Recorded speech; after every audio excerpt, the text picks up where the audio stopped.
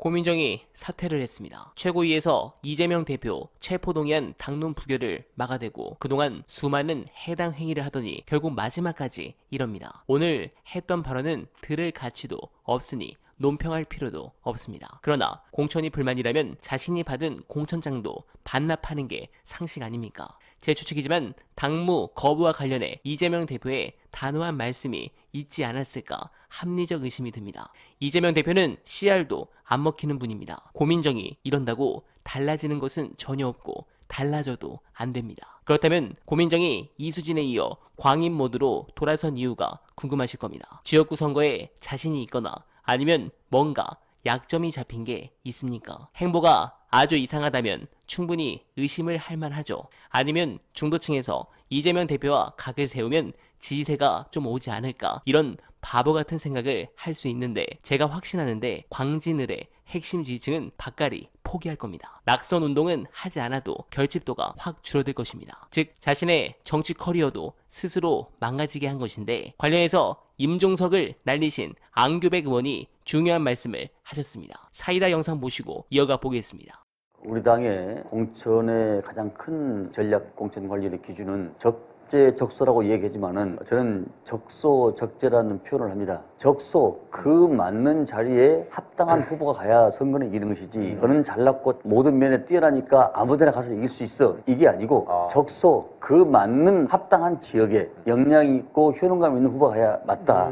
전략 공천이라고 하면은 첫째는 이제 불출마지역, 위원장 사고당부, 우리 당의 강세 책임에 불구하고 2번 이상 연거푸 진지역, 분구지역, 일반 공천관리위원회에서 이 후보 가지고는 도저히 상대 당을 이길 수가 없으니 전략 공관위에서 여러 가지 판단을 해서 외부 인사를 좀 보내달라 요청을 하면은 전략 지역으로 묶어져서, 일반 공관위는 프로세스를 밟지만은 전략 공관이라는 것은 고도의 정치적 정무적 판단을 가지고서 하는 겁니다. 이 전략으로 넘어오면은 그 전략 영입된 인재 풀과 기존 당내 인재줄 중에서 복합적으로 이루어진다고 그렇게 생각하면 될 것 같습니다. 네, 속 시원합니다. 이렇게 지지층이 효능감을 얻어야 선거에서 이깁니다. 그런데 이 판을 바꾸려고 초를 치는 수박들이 있습니다. 특히 제가 지적한 오늘자 한겨레 보도에서 이런 대목이 나옵니다. 한 서울 지역의원 관계자는 우리 지역구는 물론 다른 의원실 쪽에서도 자체 여론조사를 돌려봤더니 한강 벨트 쪽은 다 지는 것으로 나왔다. 박빙 우세에서 뒤집혔다며,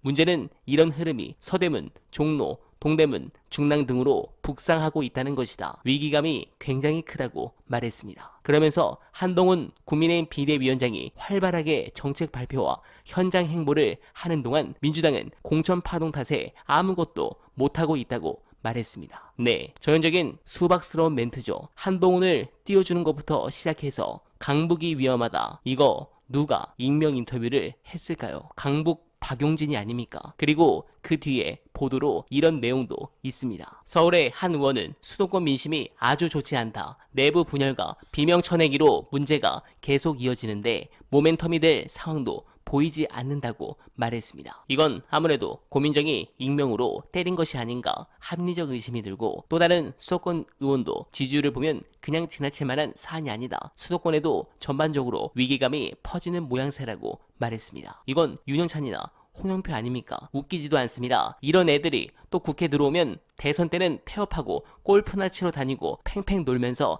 내부에서 분란이나 일으킬 겁니다. 그래서 이번 공천은 아주 잘했다고 저는 생각합니다. 여러분들께서도 수박들에게 시달리는 이재명 대표께 더 힘을 실어주시길 부탁드리면서 어나바는 오늘도 최선을 다하겠습니다. 여러분 고맙습니다.